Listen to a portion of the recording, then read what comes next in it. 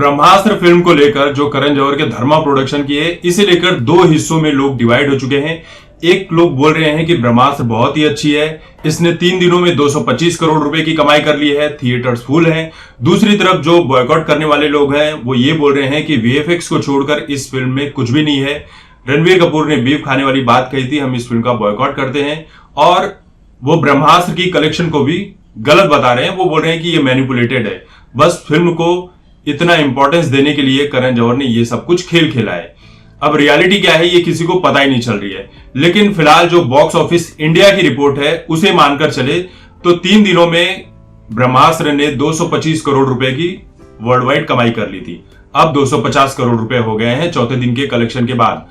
लेकिन जिस तरह से 3 दिनों का आंकड़ा बताया जा रहा था, चौथे दिन यानी मंडे वाले दिन ब्रह्मास्त्र की जो कमाई है वो बहुत ही बुरी तरह से डाउन हो गई। आप कह सकते हैं कि बॉक्स ऑफिस इंडिया की जो रिपोर्ट बताई जा रही है उसमें कहा गया है कि 55% तक ब्रह्मास्त्र की कमाई जो है गिर गई है, और चौथे दिन 14 करोड़ रुपए ही कमाए हैं और तेलुगु में 2 करोड़ रुपए। अगर बुक माई शो पर भी आप जाकर देखते हैं तो बुक माई शो पर फिलहाल थिएटर्स खाली नजर आ रहे हैं, वरना 3 दिनों तक काफी क्राउड वहां पर नजर आ रहा था। बुकिंग हो रही थी कि नहीं हो रही थी कि क्या था उसमें, लेकिन थिएटर्स फुल दिखाई दे रहे थे। तो आप ये मानकर चलिए कि अगर बुक माई शो पर थिएटर्स बुक दिखाई दे रहे हैं और ये लोग बोल रहे हैं कि 225 करोड़ रुपए की कमाई हुई है, तो चलो मानकर ही चलते हैं कि 225 करोड़ रुपए की कमाई 3 दिनों में की थी।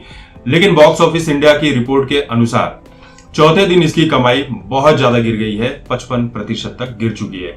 आगे कितनी कमाई करती है ये 1 हफ्ते के बाद पता चलेगा कि ब्रह्मास्त्र का क्या हाल होने वाला है। अगर चौथे दिन की रिपोर्ट की मानकर चले 14 करोड़ है, तो ट्यूसडे, वेडनेसडे और थर्सडे इन 3 दिनों में इसकी कमाई अगर 20-20 करोड़ रुपए भी होती है या 30-30 करोड़ रुपए भी होती है, तो ये 300-350 करोड़ तक पहुंच जाती है।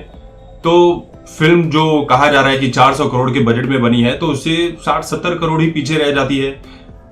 तो ये ओटीटी प्लेटफॉर्म पर अगर इस फिल्म को बेचेंगे तो मुझे लग रहा है कि ये फिल्म शायद ये लोग 150 से 200 करोड़ के बीच में बेचेंगे, तो इनका फायदा तो हो जाएगा। जो कमाई ये दिखा रहे हैं और जो ओटीटी पर बेचने की बातें चल रही है 150 से 200 करोड़ के बीच में, अगर ये होता है तो इस फिल्म को फायदा ही है। उस हिसाब से इस फिल्म को 100-150 करोड़ रुपए की कमाई हो जाएगी।